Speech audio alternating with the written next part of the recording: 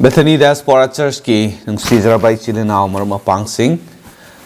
Prabhu Jesu Christa gi mingda mayambu nung sibigi salam pizari Ichilinaw sing isor gi wahay tamin na dringay sida tagat pagi wahay pungdok saningi maramdi ngasi asuki matik mising na Ishor gi wahay butaning draba matam aduga ishor gi damakta matam khajiktang phawba pining draba matam masida aikoi mapam tongan na leirabasu leifam da ishor gi wahay asi tatana tariba si ishor gi nungsibagi mapalnani aduga mayamnasu ishor gi wahay bu pamjaba Ishor gi wahay bu matam khudingda khawrangjaba asina oihanbani haibasi aina yamna mayek sengna uba phange masigi damakta isilinaw singbu hailingai leitana thagat sari Ishor na hena borpina bi boisunu Ishor gi wahay se taraga puning thaugat pasi matam khudingda Aikoi phangba oisi ngasi Sunday nongmajing numit February gi tang 9 2026 ngasi aikoi gi text asi James chapter 3 verses 3 to 5 asi oigani James chapter 3 gi verses 3 to 5 Manipuri gi pai Bible da gi ai pathok sage yengu Sagol singna aikoi gi haiba innaba aikoina makoi gi machinda yachan chali aduga aikoina sagol adugi masa apumba koilai leiba ngami yengu hi sing aduna adu yamna chawi yamna chawrabasu akanba nungsitna makoibu humduna purabasu Yamna piklaba nau amana hinaw saba mi aduna pamba matung inna hi adubu koilay layba ngami mataw adugumna lay asi apikpa kayat amani adubu masina yamna chawthoi yengu apikpa meirik amana kayada chaokhraba umang amabu chak hanba Ishor gi wahay asi ichilinaw sing aikoina paba kanda aikoi gi punsida asukki matik noma gi thengnariba oiriba mayam asigi matangda nainabi masida aikoi gi damakta yamna chawna takpibasi phanghalli Apostle James na masi ngasay gi hairiba lay asina thohanba yaba problems haibatare akaiba kayama laybasigi matangda mahakna highlight tawbani The tongue is but a small member of the body lay haibasi aikoi gi hakchang apumbada yengba matamda yamna pikpa saruk amani Kayat hay nasay ko yung Manipuri gi Bible duda. Adumak po mahak asina yam na chaw na. Akay ba thohali hay ba si Apostle James na pungdok pibani. Aduna problems mayamama atopa mayamama mahak na deal tawba asiga loy na ngasisu masigi lay asina akay ba thohan ba Chaw na akay ba thohan ba sige matangda mahakna yamna mayik sengna masigi matang si tatakpi ba ni isilinaw sing aikoi na pari ba text asida yeng bakanda lay asiga changdam na ba si ahum thok na mahakna pali hanba da bits in a horse mouth masay gi hay ba sagol gi machinda happa yachal asiga changdamnai. Ani subada a small brother he da mamai leinaba aikoina chathaningba maikai da chathanba yananaba happa adugumba yamna pikraba potsak adubu ngasai aikoigi lay asigasu changdamnai. Aduga a small fire meirik macha mana umang chaokhraba adusu amang ata si chawna thohan mangami haibasi masi takpiba galoinana aikoigi lay asi hairiba mai asigasu changdamnai. Miyoibagi lay asi kamaina lay. It is a small member of the human body. Ko miyoibagi hakchangda yamna pikpa saruk amani. But it plays a very significant role. Masina yamna chawna magi role asi asumaina lay magi si. Aikoina munna yengmo matamda it can cause great mischief. Lay asina akaiba yamna chawna amang ata thoan bayai haibasi aikoina ningsingadabani. Masini Apostle James na phongdok pining basi. The bit in a horse mouth sagolgi machinda aikoina thamliba yachan asi kamaina leibra haiba kana ngasai sagol asi magi masa asi aikoina kayamuk lumbagi haiba kanda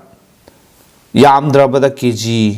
chamari 400 kg aduga it can even go up to 998 kg asi phawba lumba yai. Adumakpu asuk lumgraba sa sagon asida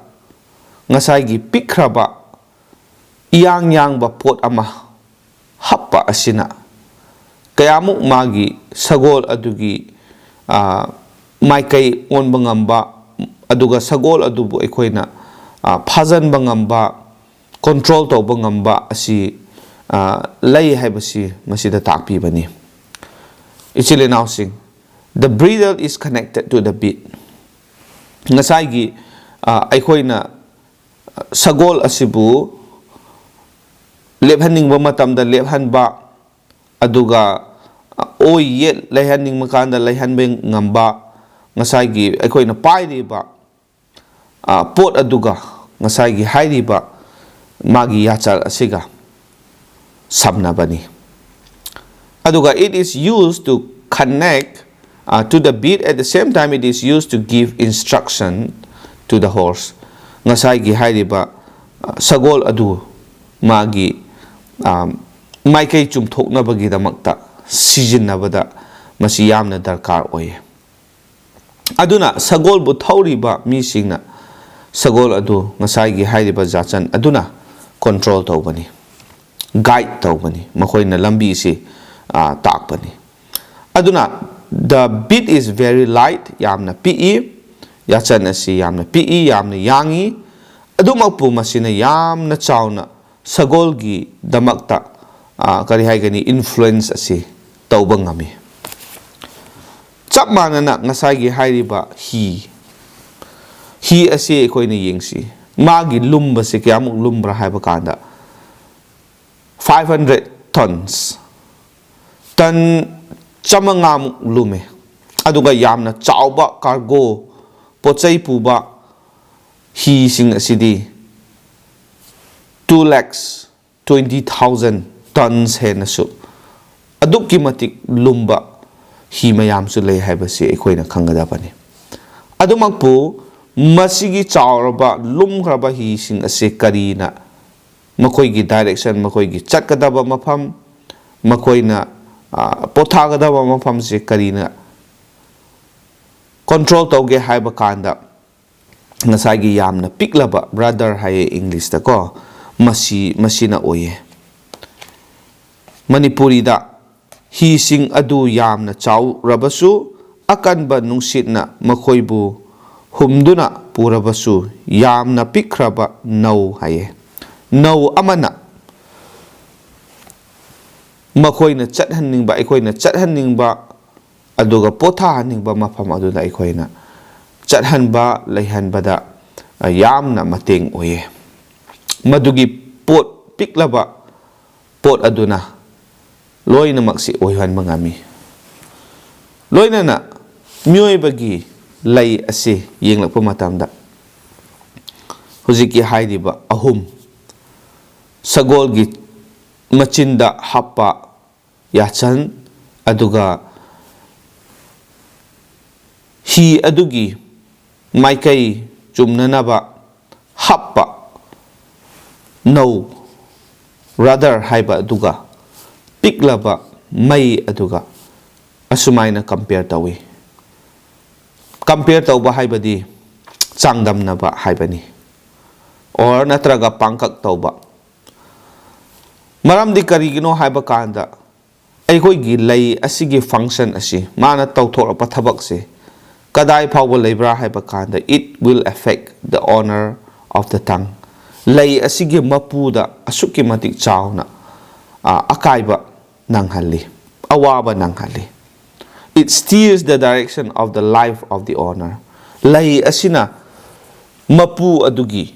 ꯄꯨꯟꯁꯤ ꯑꯁꯤ ꯑꯁꯨꯃꯥꯏꯅ ꯃꯥꯒꯤ ꯆꯠꯀꯗꯕ ꯇꯧꯒꯗꯕꯁꯤꯡꯁꯦ control ꯇꯧꯔꯛꯄ ꯃꯁꯤ ꯑꯩꯈꯣꯏꯅ ꯃꯤꯑꯣꯏꯕꯒꯤ ꯄꯨꯟꯁꯤꯗ ꯌꯦꯡꯕ ꯀꯥꯟꯗ ꯎꯕ ꯐꯪꯕꯅꯤ it can create a fire that is highly destructive ꯉꯁꯥꯏꯒꯤ ꯍꯥꯏꯔꯤꯕ ꯄꯤꯛꯂꯕ ꯂꯩ ꯑꯁꯤꯅ ꯑꯩꯈꯣꯏꯒꯤ ꯄꯨꯟꯁꯤꯗ ꯌꯥꯝꯅ ꯆꯥꯎꯔꯕ ꯃꯩ ꯑꯃꯥꯡ ꯑꯇꯥ ꯊꯣꯛꯍꯟꯕ ꯉꯝꯕ ꯑꯗꯨꯒꯨꯝꯕ ꯃꯩ ꯑꯗꯨ ꯑꯩꯈꯣꯏꯒꯤ ꯂꯩ ꯑꯁꯤꯅ ꯊꯣꯛꯍꯟꯕ ꯉꯝꯃꯤ ꯑꯗꯨꯅ ꯃꯁꯤꯒꯤꯗꯃꯛꯇ ꯌꯥꯝꯅ ꯃꯔꯨ ꯑꯣꯏꯅ ꯑꯄꯣꯁꯇꯜ ꯖꯦꯝꯁꯅ warning ꯍꯥꯟꯅ ꯃꯥꯡꯌꯧꯅꯅ ꯃꯁꯤ ꯊꯣꯛꯇꯅꯕ ꯃꯁꯤ ꯑꯣꯏꯗꯅꯕꯒꯤꯗꯃꯛꯇ ꯄꯥꯎꯇꯥꯛ ꯄꯤꯕꯁꯤ ꯑꯩꯈꯣꯏꯅ ꯎꯕ ꯐꯪꯉꯤ the tongue is a small member of the body ꯃꯤꯑꯣꯏꯕꯒꯤ ꯍꯛꯆꯥꯡꯗ ꯌꯥꯝꯅ ꯄꯤꯛꯄ ꯁꯔꯨꯛ ꯑꯃꯅꯤ yet it can create big problems ꯑꯗꯨꯕꯨ ꯌꯥꯝꯅ ꯆꯥꯎꯕ ꯑꯃꯥꯡ ꯑꯇꯥ ꯊꯣꯛꯍꯟꯕ ꯉꯝꯃꯤ it can become boastful ꯃꯁꯤꯅ ꯀꯔꯤ ꯍꯥꯏꯒꯅꯤ ꯌꯥꯝꯅ ꯆꯥꯎꯊꯣꯛꯄ ꯋꯥ ꯃꯌꯥꯝ ꯑꯃ ꯉꯥꯡꯊꯣꯛꯂꯛꯄ ꯌꯥꯏ ꯑꯗꯨꯅ it is compared to a small fire that becomes a conflagration yamna chauna chaklaga amang ata thoanba ngamba adugumna masi compare tawbani mai adugumna compare tawbani aikoina chingda leiba mi singna khangani yamna piklaba meirik amana chakpa hora agadi yamna chauraba chingpa kaya kaya chu sumaina chahan mangami mamang chahida ekoina yamna khangnaba Hollywood Los Angeles ta mai chakhibadagi yamna chauna amanga ta thoan bai khoina tai aduga atopa mafam kaya da su thoi Dimapur da su mafam anida sumaina chauna mai hauраktuna apikpa mafam amadagi aduga chauna amanga ta thoan bai khoi sida thengnai echile nausing masini laina taw thorakpa thabak ase aduna this word of warning must be taken seriously masigi warning oiba wafam apostle James na thambi base ekhoi tarai loba yade haibasini the tongue is compared to a fire that can cause a great forest fire pikpa yamna piklaba lay asina ngasai piklaba maina chauraba forest ki chingjao gi amang ata thohanba dumna aikoi gi punsida amang ata kayama thohanba ngami haibasi aikoi kauroi maru oina masi karmaina oirapra haiba kanda aikoi gi layese lana sijinaba si afaba su thokte aduna aikoi gi lay asisu lana sijinarakpa matamda asuki matik aikoi gi damakta amangba oihali a lying tongue chinthi bangang ba lay Proverbs chapter 4 da masigi matang da khara takpibani madu aikoi pasi. Proverbs chapter 4 gi verse 17 da smaina ibani. Ai pathok chage maramdi makhoina phattaba singi tal chai tamthibagi yu thai.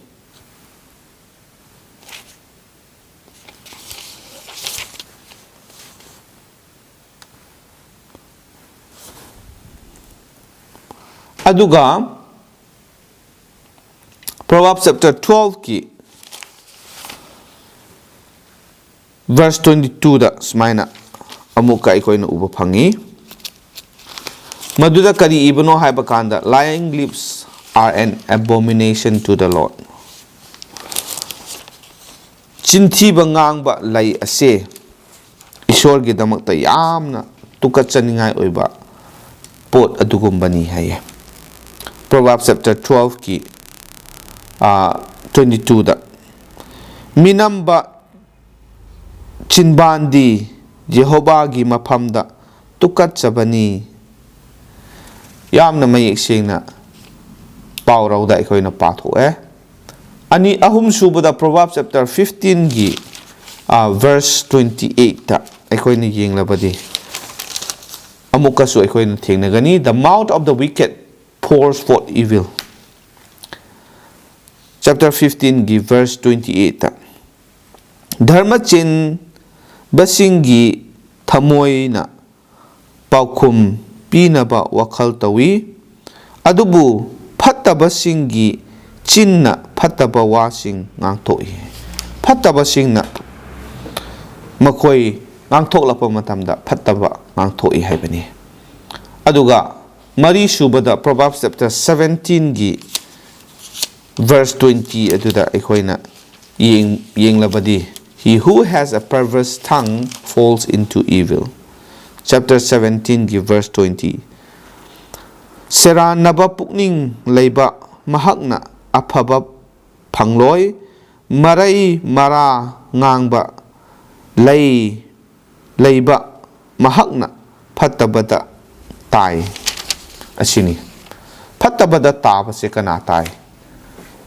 magi maraina chumdaba aranba amotpa ngangba mising aduda masi oibani haibani. Ichile nausing masibu aikoina lai lana sijinaba haina masi aikoina khangnai. Aduna aikoigi lai ase yamna chekshinna aikoi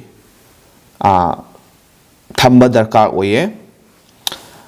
The danger lies with the human heart. Aikoigi lai na ngangthoklakpa aphaba oigera phattaba oigera masi karigi damakta karmaina oirakpano haiba kanda tasengna aikoina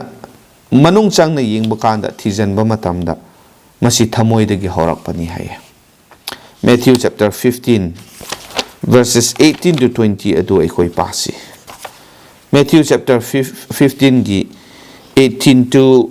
20 adu dasmaina ibani. Adubu chindagi thoklakpa khuding thamoidagi thoklakpani maduna mi adubu manghalli maramdi phattaba wakhal mihatpa nipa nupi lanaba lamchat naidaba huranba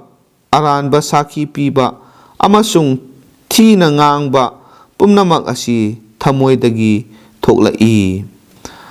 Hairibasing asina mibu manghalli adubu khut hamdoktana chabana mibu manghanbana te haya. Actually now sing that which comes from the mouth chindagi thoklakpa asina mi adubu manghanbani. Chindagi thoklakpa si kadaidagi thoklai kadaidagi horai. They come from the heart thamoidagi lakpani. The wicked heart amotpa phattaba thamoi aduna yamna chauraba pap kaya ama taurakpa haibasi mahausa na tabani aduna chinda aikoina ngangthok leiba phattaba mayam chinthiba minamba ngangliba mayam ase aikoigi thamoi asina motpa aikoigi thamoi asina phattaba thamoi oibagi maramnani aduna ichilinau singamna aikoi munna khansi aikoi thamoida achumba aphaba khansi aikoi thamoi se asengba aphaba thamoi oinanaba ishore aikoi haijasi adu matamda aikoi ngangthoklakpa wahai kudingmak adu aikoi gi damakta aphaba mayam gi damakta su taningba aduga pukning thogat piba adugumba wahai mayam tholakani achumba ngangba adu aikoi oiba ngamgani ichilinau sing Piklaba aikoi gi lei ase masi aikoi tarai khaloi si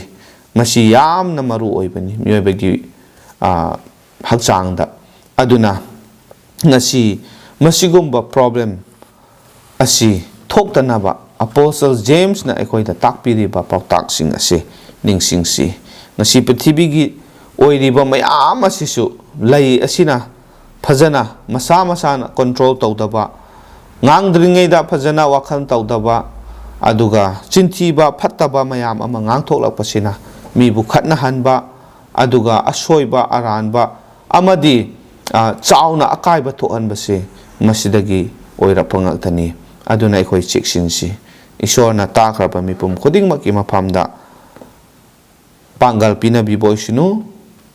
ishorgi bor adusu pinabibo oisinu ishordang haktang haijaminasi wangthoi sengthoi raba sargada laiba ipa ishorna pothagali ngasigi numit asida nahaki wahaidagi amuk hanna mioiba aikhoigi damakta nahakna pinabiba aikhoigi lei ase karigumba aikhoina lana sijinaba matamda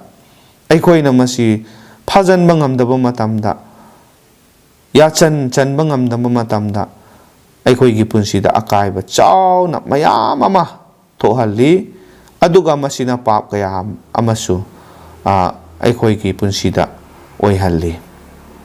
aduna ngasi na chai khoi nungsibiduna aikhoigi thamoi afaba thaboi moi oihanbiu aikhoigi thamoida afaba khanba aduga aikhoigi chinbana thamoigi oiba afaba khudingmak ngangtholakpa ngamba oihanbiu paisor aikhoigi chaokhraba matamda aranba ngangkhiba chinthiba minamba kaya ama tawramlaba suishon hakna kokpiu masidagi hauraga aikhoigi tungi punsida paisor achumba afaba mibu pukning thogat piba aduga minungsi oiba minungsi oiba wahaising aikoi ngangthokpa ngamnanaba nahakna bor pinabiu aikhoigi thamoi maru oina sengdokpiu afaba thamoi pinabiu haiduna pathana ase khatsabani hangchang thawai animaki bor adu ngasi diaspora messages asibu tatana tabiriba mipum khudingmaki mathakta nahakna pinabiu khudingmak sigidamakta aikoibu paptagi handokpiba matangairaba khanbiba mapu Prabhu Jisu Kristagi mingda nijabani amen Ishorna mayambu hena bor pinabibo isinu thank you